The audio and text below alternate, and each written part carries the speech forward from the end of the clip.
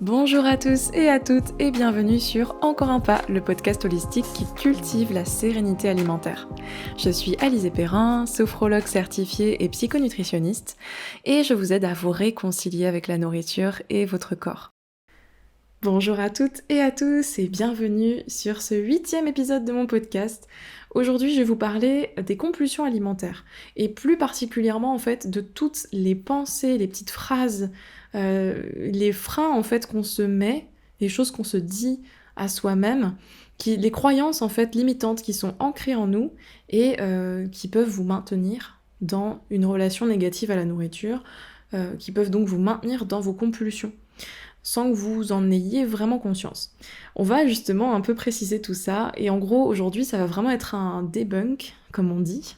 C'est-à-dire que je vais reprendre les phrases que j'entends le plus souvent, et je vais essayer de déjà rassurer, je pense, et vous faire déculpabiliser, et d'apporter quelques données supplémentaires pour prendre du recul par rapport à ces croyances, et voilà, débunker certaines choses aussi qui se disent beaucoup et qui en fait n'ont pas de sens ou sont partiellement fausses. Donc j'ai trop hâte, c'est parti. On va prendre la première phrase, donc c'est celle que j'entends le plus souvent en accompagnement ou sur les réseaux. J'entends beaucoup je n'ai aucune volonté. En parlant du coup des compulsions, parce qu'on va vraiment parler de ça aujourd'hui, j'entends beaucoup de personnes me dire avec mes compulsions, j'ai aucune volonté, j'arrive pas à les arrêter quand elles arrivent. Et alors là, du coup, c'est vraiment paradoxal, cette histoire de volonté avec les compulsions, parce que une compulsion, c'est le fruit, justement, d'un mal-être, d'un problème sous-jacent. Une compulsion, c'est un symptôme. Vraiment, moi, je le vois, et il faut le voir comme ça, comme un message, un symptôme. C'est comme si vous me disiez, en gros, que vous êtes malade, par exemple, vous avez une intox alimentaire, et vous n'arrivez pas à contrôler les symptômes de cette intox. Vous voyez ce que je veux dire? Oh là là, j'avais mal au ventre, j'arrivais pas à me contrôler. Voilà, pour moi, c'est exactement la même chose que de dire ça. Et du coup, c'est pour ça, c'est assez paradoxal. Et je pense aussi que cette croyance, elle est très répandue parce que parler de volonté avec les compulsions, ça se vend hyper bien. Parce que c'est très facile dans cette configuration-là, dans cette relation-là à l'alimentation, c'est très facile de culpabiliser. Du coup, on joue vraiment là sur la culpabilité des gens et on leur assène, on leur martèle que ouais, mais avec les bons outils, tu peux te contrôler. Mais en fait, non, c'est pas une histoire de volonté. Je pense que si c'était une histoire de volonté, il y aurait pas autant de personnes en souffrance dans leur alimentation, déjà, donc voilà. Et je pense que ça se vend bien aussi parce que, malheureusement, ça rapporte de l'argent, vu que c'est voué à l'échec. C'est un peu comme les régimes, quoi. Au bout d'un moment, ça rapporte parce que les gens, ils recommencent encore et encore. J'en ai vu des tas de personnes qui ont essayé l'hypnose, qui ont essayé telle ou telle méthode pour contrôler leur pulsion alimentaire, et en fait, qui se sont retrouvés à la case départ très très vite. Donc, ça, c'est un premier point au sujet de la volonté. Après, bien sûr, ça se travaille, en fait, ça se travaille comment? En allant à la source du problème. Donc comme je vous le disais, les compulsions, c'est un message, c'est un symptôme. Plutôt que de chercher à contenir le truc et à lutter contre, ma philosophie et l'approche que j'ai, et je pense que c'est une approche beaucoup plus douce et beaucoup plus durable sur le long terme, ça va être d'accueillir ce qui arrive, même si je sais que c'est pas facile, mais voilà, de vous dire j'accueille ce qui est. C'est un peu comme avec les émotions, de toute façon, les compulsions sont souvent liées à des émotions. J'accueille ce qui est et j'essaie de m'observer, de me demander en fait comment ça se fait que j'ai cette compulsion-là, qu'est-ce qui s'est passé avant, etc. Donc c'est tout un processus à apprendre pour déconstruire cette idée que c'est de votre faute et que vous aviez qu'à vous contrôler, etc. Non. Au bout d'un moment, il faut vraiment vous enlever cette idée de la tête. Voilà, donc ça c'était la première phrase sur laquelle je voulais réagir parce que je l'entends constamment. Et ça me fait beaucoup de peine. Ça me fait vraiment beaucoup de peine. Et je vous avoue que même moi, quand j'étais dans mes TCA, donc pour les nouvelles personnes qui arrivent, j'ai vécu la boulimie, l'hyperphagie, et j'ai été aussi dans cette mentalité pendant des années, dans ce cercle vicieux, et de me dire, j'ai encore craqué, j'ai encore fait une crise, j'ai vraiment aucune volonté, je suis nulle, je m'auto-flagellais. Et ça, le problème encore de ce truc-là, un autre problème, c'est que du coup, ça vous maintient dans ce cercle vicieux des compulsions ou des crises, parce que c'est un renforcement finalement, ça renforce le phénomène, parce que ça vous crée des émotions perçues comme négatives, ça vous crée une honte, un dégoût de vous-même, et hop, vous allez faire encore plus de compulsions après derrière. C'est pour ça qu'il faut absolument casser ce truc-là, et c'est pour ça que je pense que c'est vraiment une des pensées limitantes les plus fortes. Une autre phrase que j'entends régulièrement, c'est la suivante: je ne sais pas me contrôler face à la nourriture. Alors ça, c'est hyper intéressant, ça va être hyper intéressant. Pourquoi? Parce que déjà, premièrement, je vais encore faire une comparaison, hein, mais c'est comme si vous me disiez: «Oh là là, j'ai envie de faire pipi, j'arrive pas à contrôler ces envies de faire pipi». Voilà. Et ben, en fait, avec la nourriture, c'est la même chose. Je veux dire, on est, à la base, on a un peu oublié quand même que se nourrir, c'est un je veux dire, c'est un moyen de survie.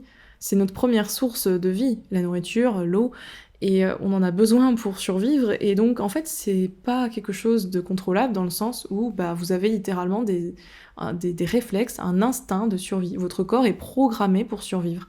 Donc à partir de là, faut vraiment vous sortir de la tête cette pensée-là aussi. À partir de là, vous pouvez vous dire: non, en fait, j'ai pas besoin de contrôle». Ça, c'est encore un truc que la culture des régimes a installé et cherche à nous faire, avaler, parce que c'est, encore une fois, quelque chose qui se vend très bien. Parce que quand vous vous dites ça, vous retombez dans ce cycle, infernal de, «Oh là là, j'ai pas pu me contrôler, je suis vraiment pas disciplinée, donc je vais refaire régime», et puis une fois que vous avez fait un petit peu régime, hop, vous recraquez parce qu'en fait, vous êtes beaucoup trop restreint, et encore une fois, vous avez ces pensées de culpabilité parce que, ben, vous êtes, persuadé que vous avez besoin de contrôle, voilà, de rigidité face à la nourriture. Sinon, vous allez être un être qui, gobe, tout ce qui lui passe sous la main, et alors que non, pas du tout. On est dès la naissance des mangeurs et mangeuses intuitifs et intuitives, et comme je disais, voilà, c'est totalement, alors c'est totalement normal, d'avoir des réflexes de survie. Les compulsions sont des réflexes de survie. Les compulsions, notamment lorsqu'elles viennent de restrictions, si vous êtes restreint, par exemple tout au long de la semaine ou tout au long de la journée, ça peut être totalement logique d'avoir une compulsion. Après, il faut quand même bien faire la différence entre contrôle et cadre. Je suis pas en train de dire que vous n'avez pas à avoir de cadre dans votre alimentation. Quand je dis cadre, c'est paramètres externes, des petites règles selon vos valeurs, selon votre santé par exemple. Voilà, je dis pas qu'il y a aucun cadre à avoir, parce que je pense qu'on a tous et toutes besoin de certaines limites et d'un minimum de contraintes. Il y a une différence entre ça et être dans le contrôle absolu, la surveillance alimentaire, au point que ça génère un stress, une frustration et voire une grande souffrance en fait. Et cette distinction, une fois que vous la faites, une fois que vous prenez conscience que c'est pas une question de contrôle, rappelez-vous la comparaison que j'ai faite, c'est comme pour vos besoins physiologiques, besoin d'aller uriner, voilà, si vous avez envie de faire pipi, bah vous le faites, vous allez pas vous dire: «Oh là là, je vais me contrôler». Voilà, donc repensez à ça et ça va vous permettre petit à petit de vous déconstruire et de, voilà, rassurez-vous avec ça et parlez-vous. Je pense que c'est, voilà, c'était la deuxième pensée à laquelle j'ai pensé en construisant cet épisode de podcast, parce que vraiment, pour moi, c'est aussi très limitant. Ça vous freine vraiment dans votre démarche d'alimentation sereine. La troisième chose à laquelle je pense aussi, c'est quand on me dit je suis accro à la nourriture. C'est un peu corrélé, hein. Toutes ces phrases-là, elles sont un peu liées entre elles, mais il y a quand même des petites précisions par rapport à ça. Le fait de penser que la nourriture, c'est addictif, c'est encore une fois très intéressant, parce que ça renvoie à ce que je disais il y a quelques secondes. L'alimentation, en fait, à la base, c'est quand même votre moyen de survivre. L'alimentation, c'est la nourriture que vous mettez dans votre corps, ça vous permet de survivre au quotidien, à la base. Donc du coup, en fait, non, vous n'êtes pas accro à la nourriture, mais vous avez des réflexes de survie. Et ça peut être perçu comme une addiction parce qu'on vit dans une culture où, comme je le dis, hein, et je le répète, la nourriture, c'est considéré comme quelque chose à être surveillé, contrôlé. On est beaucoup dans le contrôle du poids. Donc forcément, on a mis le terme addiction sur un réflexe de survie, alors que c'est dommage. C'est dommage de le voir comme ça. Mais vous voyez en fait la perception que vous avez de ces choses-là, à quel point en fait ça peut vous faire basculer complètement de mentalité. C'est pour ça que c'est important de déconstruire des phrases, des pensées, des mots comme ça que vous avez dans la tête, parce que c'est en commençant par déconstruire de simples phrases que vous allez vraiment basculer dans une mentalité complètement différente avec la nourriture et beaucoup plus sereine du coup. Donc au lieu de vous dire je suis accro à la nourriture, dites-vous en fait, la nourriture me permet de survivre au quotidien, d'avoir de l'énergie, de faire en sorte que mon corps puisse faire plein de choses, plein d'activités. Donc, et puis votre cerveau aussi, hein, si vous vous nourrissez pas correctement, la concentration, la productivité, tout ça, c'est limité quand même. Donc quand vous commencez à percevoir la nourriture comme ce qu'elle est vraiment au final, un carburant pour nourrir votre corps, et notamment votre cerveau, hein, pour vous donner des nutriments pour être actif, faire plein de choses dans la journée, réfléchir, tout ça quoi, pour réactiver, amplifier les capacités de votre corps et de votre intellect, là encore c'est déculpabilisant, ça change tout. Autre phrase que je voulais un petit peu discuter ici, c'est le fait de dire « je ne sais pas ce que c'est qu'une portion normale ». Ça aussi j'entends beaucoup ça, et ça génère aussi beaucoup de culpabilité. Déjà c'est intéressant le terme « normal », parce que c'est quoi une portion normale du coup là, la définition, elle varie beaucoup d'un individu à l'autre, déjà. J'entends un peu de tout, et du coup, c'est marrant parce que... Et puis, en plus, il y a cette idée de manger toujours la même portion, et quand on dépasse un peu, on est tout de suite dans la culpabilité, et quand on mange un peu moins que la portion qu'on a définie comme normale, là, par contre, on se félicite. Alors que je pense que du coup, un premier point important à comprendre là, c'est que il faut accepter le fait que nos besoins ils varient d'un jour à l'autre et on ne contrôle pas, on ne peut pas choisir nos portions parce que, enfin bien sûr que si, on a une sorte de... Bien sûr qu'on réfléchit, qu'on se pose la question, est-ce que j'ai encore faim, etc. Bien sûr qu'il y a une connexion aux sensations, mais on peut pas choisir de se dire là j'arrête alors qu'on a encore faim, parce que c'est comme ça, je suis arrivée au maximum de la portion que je m'autorise tous les jours.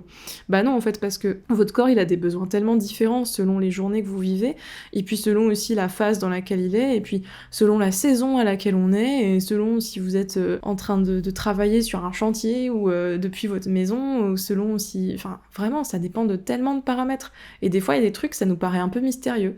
Des fois, je sais pas, on a fait un gros repas la veille, on a quand même encore faim, et... Voilà, des fois on a tendance à se dire je vais compenser volontairement parce que j'ai fait un gros repas la veille, etc. Et à pas s'écouter parce que sinon ça dépasserait la portion un peu moyenne, normale, qui en fait c'est une portion qui n'existe pas. Hein. Chaque portion de chaque repas est en fait un peu différente parce que tous les jours vos besoins ils évoluent, votre corps il évolue. Vous êtes en permanence en évolution, vous changez constamment. Et votre équilibre, en fait, il change constamment aussi. Autre point aussi, des gens qui me disent « j'ai tout le temps envie de sucre, j'ai envie de sucrer ». Ça aussi, c'est très très très intéressant. Je vais le dire à chaque phrase, c'est intéressant, mais c'est vrai. Déjà, premièrement, toujours très important, le vocabulaire. Vous l'avez vu à travers tout ce podcast, les mots comptent beaucoup et les mots ont un impact sur votre cerveau. Pourquoi je dis ça ? Parce que quand vous dites « j'ai envie de sucre », je pense que vous n'avez pas vraiment envie d'un carré de sucre blanc, là, comme ça, hop, ou d'une cuillère à café de sucre blanc, direct, hop, dans la bouche. Non, vous avez envie d'un aliment qui a une saveur sucrée. Et ça, c'est différent. Vous avez peut-être envie d'un biscuit, d'un cookie, d'une part de gâteau, d'un fruit aussi, parce que le fruit, c'est un peu la saveur sucrée. Et voilà, et le fait de dire tout le temps sucre, ça va aller... comment dire, déjà, c'est pas le bon terme, et puis on est encore dans la diabolisation du sucre, parce que du coup, le fait de dire j'ai envie de sucre, ça a une connotation quand même assez péjorative dans l'esprit des gens, parce que oh là là, le sucre, du coup, c'est mal. Voilà, donc ça vous fait une sorte de renforcement, encore une fois, du comportement qui vous pose problème. Et puis, j'ai envie de dire, si vous avez envie d'un aliment donc sucré, eh bien, encore une fois, moi je suis toujours dans cette philosophie de l'accueil, de l'observation, donc essayez de vous dire, ok, je m'observe, j'accueille le truc, en quelle quantité, etc. Je me l'autorise, je comble cette envie, parce que plus vous allez satisfaire vos envies, que ce soit de sucré, de salé, de ce que vous voulez, et moins vous en aurez envie. Voilà, donc écoutez vos envies, c'est important. Autre point du coup hyper important et que j'ai déjà évoqué dans un précédent podcast, c'est le fameux j'ai des kilos psychologiques, j'ai des kilos émotionnels. Cette croyance très répandue aussi que vous avez des kilos qui sont purement dans la tête entre guillemets. Je vais un petit peu développer même si vous allez voir que j'avais fait tout un épisode là-dessus. Le poids dépend de plein de choses. Dont le comportement alimentaire, mais il y a aussi d'autres facteurs. Et par exemple la génétique, votre sexe, bien sûr, votre environnement, voilà, tout un tas de choses en fait. Et en fait, on ne peut pas prendre ou perdre des kilos comme ça, pouf, venu de nulle part, entre guillemets. En tout cas, il y a une croyance qui est répandue que « Ah ben là, j'avais un blocage émotionnel, du coup j'ai perdu du poids », ou alors j'ai eu un problème psy, un blocage psy pour X raisons, traumatisme ou autre, et j'ai pris plein de poids. Et en fait, on fait directement un raccourci entre l'émotion ou le problème psy et la prise ou perte de poids. Mais il faut savoir qu'entre les deux, il y a un comportement alimentaire qui est complètement différent. Et je pense que ça, c'est pas forcément conscientisé, mais pourtant c'est le cas. Votre poids, il peut pas d'un coup dégringoler du jour au lendemain, à moins qu'il y ait un facteur hormonal qui joue. Peut-être qu'après, il me manque des données, mais il y a quand même entre les deux, entre donc le facteur émotionnel, psy, et la perte ou la prise de poids, il y a quand même un comportement qui induit cette perte ou cette prise de poids. Et il faut en prendre conscience. Parce que le problème de se dire ça, c'est que, encore une fois, ça revient à dire que, quelque part, c'est un truc que vous pouvez contrôler et qu'il faut absolument que vous vous débloquiez émotionnellement, que vous trouviez l'outil miracle, la solution miracle. Et puis, en fait, c'est encore une fois une pensée de contrôle du poids et encore une fois, ça se rattache à une peur de grossir qui est profondément ancrée et on essaye de justifier un poids qu'on aurait soi-disant en trop. Bon, j'avais fait tout un épisode là-dessus, mais pour vous rappeler un petit peu, ce que j'avais peut-être dit sur le sujet, hein, mais c'est que quand vous parlez de ça, de ces fameux kilos émotionnels ou psychologiques, ça sous-entend le fait que en fait vous avez des kilos en trop qui sont pas censés être là et qui devraient être corrigés. Et c'est ultra violent, je trouve, de dire ça, et du coup voilà, c'est pour ça que cette phrase elle cause un peu problème. Donc ça, c'était plutôt l'aspect un peu psycho-émotionnel. Un autre truc que j'entends beaucoup, et là c'est plutôt lié à la restriction, j'entends beaucoup de personnes frustrées qui me disent je comprends pas parce que je m'autorise tout et je mange tout ce qui me fait envie, mais j'ai encore des compulsions. Là, il y a beaucoup de nuances à faire avec tout ça. Donc, effectivement, la permission inconditionnelle de manger, qui est un des principes de l'alimentation intuitive, et c'est quelque chose du coup que je pratique dans mes accompagnements et mon programme en ligne. C'est une phase très importante quand on a été beaucoup au régime ou en restriction cognitive, donc qu'on s'est interdit des aliments, qu'on a limité certaines choses pour des raisons purement diététiques, perte de poids, contrôle de poids. En tout cas, voilà, c'est une phase très très importante, se réautoriser tous les aliments au même niveau hiérarchique, c'est-à-dire qu'on ne catégorise plus et qu'on ne met pas un aliment au-dessus d'un autre. Après, le problème, c'est l'intention déjà dans laquelle vous le faites. Si vous le faites dans l'intention, encore une fois, de contrôler votre poids, c'est contre-productif. Et ensuite, c'est pas parce que vous vous autorisez tout que vous avez plus du tout de pensée, de restriction et de contrôle. Il y a une phase où vous allez racheter des aliments que vous vous interdisiez, mais il se peut que en faisant ça, vous ayez encore des pensées de contrôle en vous disant je ne devrais pas faire ça, mais vous êtes déjà dans une étape parce que vous faites violence, vous sortez de votre zone de confort, vous dites bah je vais aller acheter ce truc là qui me fait peur depuis des années et que je m'interdis depuis des années et c'est hyper bien. Et sachez que si vous avez cette frustration là, que vous faites encore des compulsions alors que vous avez l'impression en tout cas de tout vous autoriser, bah peut-être que vous êtes dans cette phase où voilà, vous n'avez pas encore tout autorisé dans les pensées, dans votre tête. Et ça met du temps en fait, c'est tout un processus, donc c'est normal. Ça peut être aussi une autre raison hein, pour laquelle vous êtes dans ce cas-là et que ça peut vous faire culpabiliser quoi. C'est que justement, il y a aussi cet effet lune de miel, quand on s'autorise tout, il y a un effet un peu, c'est la fête quoi. Quand je dis lune de miel, c'est que vous allez manger plein d'aliments que vous vous étiez interdits. Il y a une sorte de surcompensation qui peut se faire sur une plus ou moins longue période, mais en général c'est temporaire. Je vais en faire un post hein, là-dessus parce que je pense que c'est une notion qui est très importante aussi à comprendre. Je fais que dire ça, mais vraiment, c'est des notions essentielles pour l'apaisement alimentaire. Et du coup, si vous êtes dans cette phase-là, ça peut paraître logique que vous ayez envie de vous jeter sur certains aliments qui, pendant longtemps, aient été interdits. Mais ça devrait pas forcément durer très très très longtemps non plus. Et si ça dure, ça veut dire qu'il y a un autre problème sous-jacent, peut-être émotionnel ou autre chose qui vous pousse à manger comme ça. Mais justement, je vais faire un post sur ce sujet, sur le fait de la différence entre manger impulsivement et manger intuitivement. Voilà, donc je vous tease un petit peu, mais en tout cas, c'est important de comprendre que c'est pas parce que vous avez décidé de manger intuitivement que vous n'êtes pas en train de manger impulsivement, de faire une différence. Donc c'est bien de s'autoriser tout, mais il y a des étapes par lesquelles vous allez passer, et c'est tout à fait normal au bout d'un moment de vous sentir un peu perdu, d'avoir l'impression que c'est pas ça que vous devriez faire, ou que là vous mangez vraiment de tout et de n'importe quoi. J'ai envie de vous rassurer avec ça, et en tout cas si vous avez des doutes et que c'est une source de souffrance pour vous, n'hésitez pas à vous faire accompagner ou à en parler à la personne qui vous accompagne sur le sujet, évidemment. Une autre phrase très instructive que j'entends beaucoup, et qui est révélatrice, je trouve, d'une mauvaise connexion aux sensations alimentaires et d'une méconnaissance en fait des sensations alimentaires, c'est la suivante. C'est je n'arrive pas à m'arrêter de manger alors que pourtant je n'ai plus faim. Et du coup, les personnes qui m'ont dit ça, elles considéraient qu'elles avaient des compulsions parce qu'elles n'arrivaient pas à s'arrêter de manger lors d'un repas, parce qu'elles considéraient que manger sans avoir la sensation de faim, genre de creux dans l'estomac, c'était une compulsion, que c'était pas bien. Déjà, il y a un truc très manichéen, c'est le bien, le mal, tout ça. Alors je vous rassure, c'est pas forcément une compulsion. C'est surtout que quand on mange, donc la disparition de la faim, elle est normale, mais ça ne signifie pas la fin du repas, tout simplement. Ça signifie que vous avez peut-être d'autres envies à combler. La disparition de la faim, c'est la satiété. Et ensuite, vous avez donc des envies pour différents types d'aliments. Ce qui explique le fait, par exemple, que quand vous mangez un plat, parfois, vous allez arriver à un moment où vous n'avez pas envie de finir ce plat, mais vous allez avoir envie d'autre chose, un petit bout de fromage, un petit carré de chocolat, un dessert. Et en fait, ça, ce sont des envies normales. Parce qu'au-delà de la faim et de la satiété, il y a aussi les envies de manger, la satisfaction, qui est un facteur très important de la régulation du poids et des prises alimentaires.